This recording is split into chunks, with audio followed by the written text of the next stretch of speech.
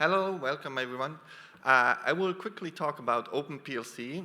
I come from professional world, so before I started academia, I was a PLC programmer for about 20 years. And so I have quite some insight in it, and we will see what are PLCs actually. And during a research project in the past 2 years, I had to work on the development of those PLCs with some major industry competitors like Codesys and Siemens, who everybody probably knows. And so I was like, as an open source enthusiast, how does OpenPLC fit into this? And so what I will talk about quickly is like, what is a PLC? How modern PLC systems are nowadays, so how they're developed. What is OpenPLC, like what is its setup, what is its use? I do some performance comparison, so say industrial system, a commercial system does this, OpenPLC does that, so it's a quick overview. OpenPLC and networking, so how does it work with the field buses, which are mostly used in industry, some conclusions and future work, what is the target, like where will I want to go? Doesn't work. Okay. So, PLC stands for Programmable Logic Controller. It's a product of the late 60s, and it developed during the 70s. And its main idea was to replace the big racks of relays. So you had this electrical wiring cabinets that had all these wires and relays, and they needed maintenance, and they got bigger and bigger. And so to replace that bulk, they started introducing these controllers, sort of microcontrollers with memory. And the primary target, therefore, was electricians. So they were those who needed to use it, so it had to be like made in a way that it's comfortable for them to use.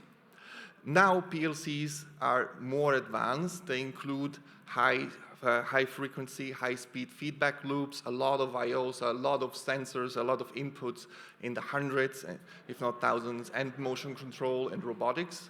So we were talking really like micro and nanoseconds sometimes that are important. And in modern systems that are now available, we have this problem that they're proprietary.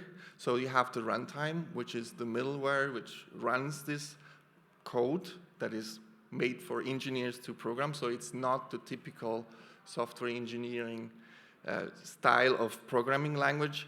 And while there exist open source variants, in the sense that Codesys, for example, if you're a hardware developer, you can buy the code, like the possibility to have open access to the code, but it's limited to that. So it's like you're a hardware developer, you can buy it.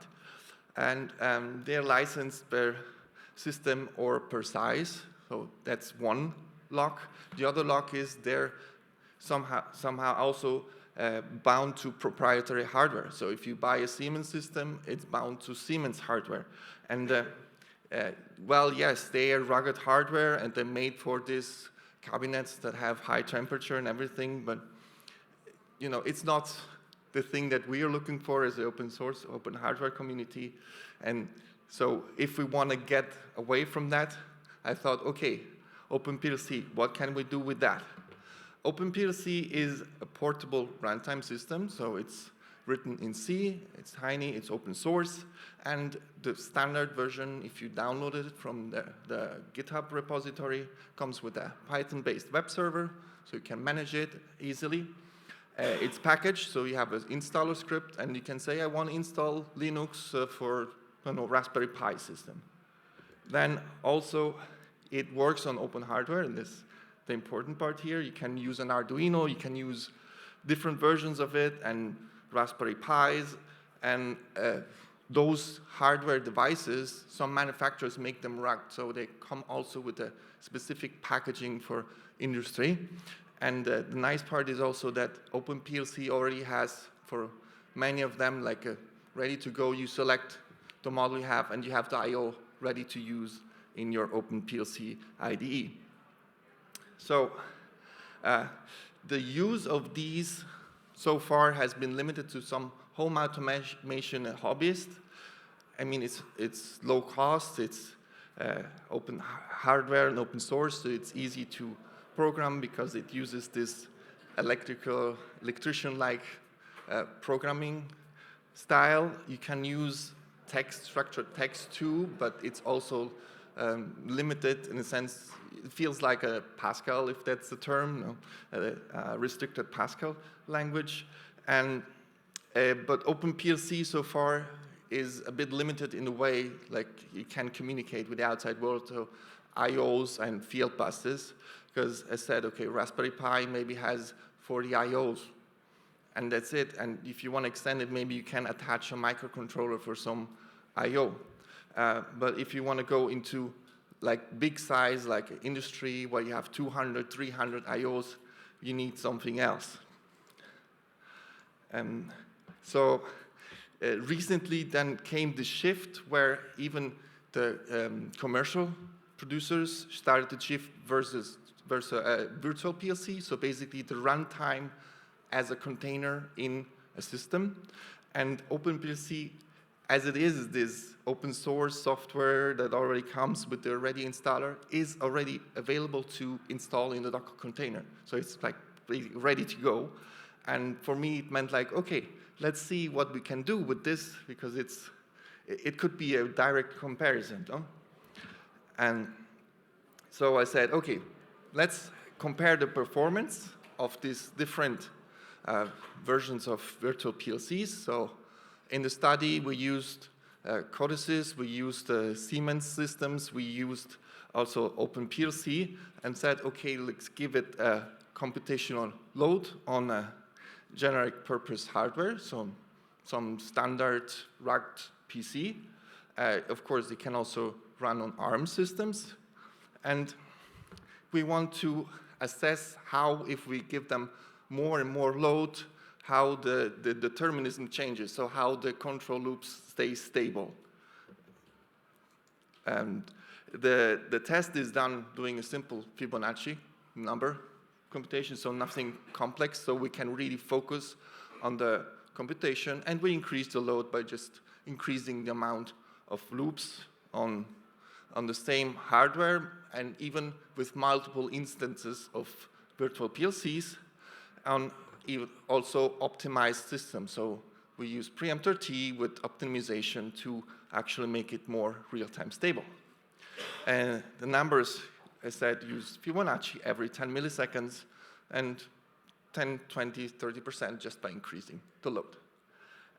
Here, a first graph of the OpenPLC jitter, so basically saying I have a 10 millisecond loop, and this is the amount of variation I have in this loop. And interestingly, different than other, like the commercial versions, if I pin the whole software to one resource, like to one CPU, it's less stable than free run. So it seems that it is not as effective. Later we will see the comparison with Codesys.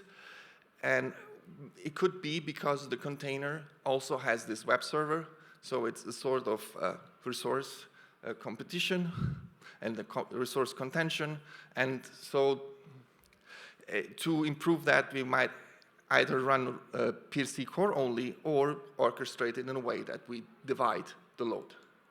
If we now compare the OpenPLC with 10% load to a Codesys, so with the same code, with the same number of loops on the same hardware, we see that the difference is quite big, where around 3 times as much jitter. So here the jitter, as said, is intended from loop to the next loop, how this time varies. And it might seem a bad result, and it even worsens if we increase it to 30%. But analyzing the whole system, we see a few things. Okay, yes, the performance is so that the jitter is 3 times higher, but also a thing noticed is that the virtual PLC instance of OpenPLC uses 3 times as much CPU. So maybe it depends on that. And while this might sound bad, it is still possible to use, because we're talking about 10% load, 300 microseconds of jitter, which for maybe high frequency, motion control is not a thing, but for a more slowly running, still few hundred IOs is not problematic. Another thing is also that general purpose has a multiple computing power of PLCs. So if we move a PLC program to a virtual PLC instance, we have way more computing power. And a result we had is that putting the same number of rounds on Fibonacci numbers on a top-notch Siemens system that costs 20,000 euros, we just use a third of the same CPU load. So it's like we're actually really good with numbers anyway.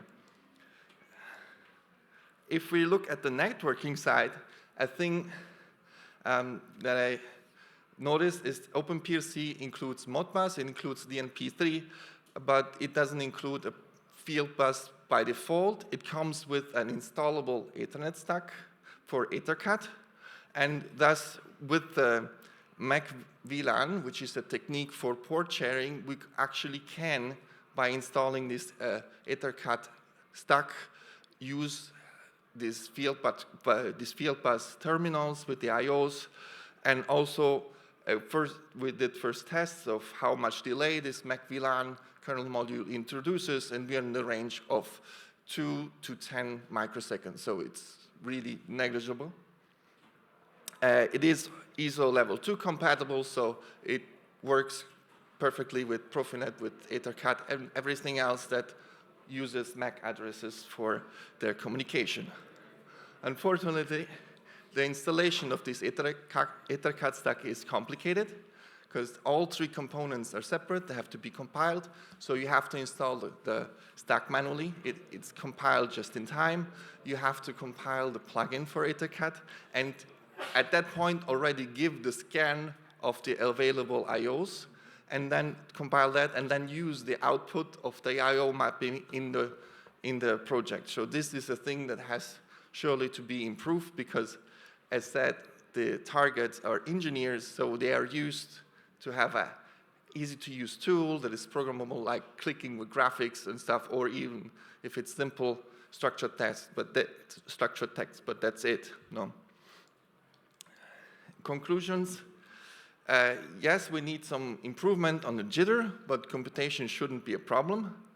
It's already viable the way it is for small industrial control, even with the issues, but you have to start learning how to use the network stack, and the high performance network stack is possible, but with the high jitter, it could be a problem if you want to use it for